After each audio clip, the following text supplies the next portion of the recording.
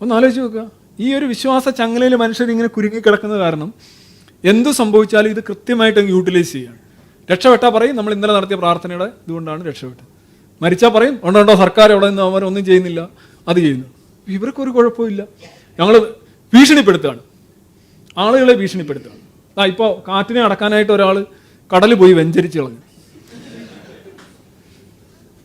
ആ കടൽ വെഞ്ചരിക്കുന്ന ആളുടെ കൂടെ നിൽക്കുന്ന ആളുകളെ നോക്കുങ്ങൾ. ഒരു അസിസ്റ്റന്റ് അച്ഛൻ 2-3 പേര് കടലിലെ തിരമാലയിൽ കൊണ്ടുവന്ന് വേറെ ഈ വെള്ളത്തിനകത്ത് വെള്ളം ഒഴിക്കുക.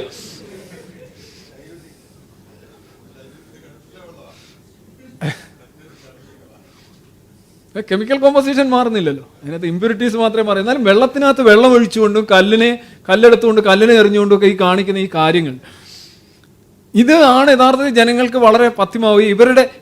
ഇവരാണ് ശരിക്കും ഭരണാധികാരികൾ എന്ന് പറഞ്ഞാൽ നമുക്കും ബാധകമാണ്. നമുക്ക് വേണ്ടി നിയമങ്ങൾ ഉണ്ടാക്കുന്നതും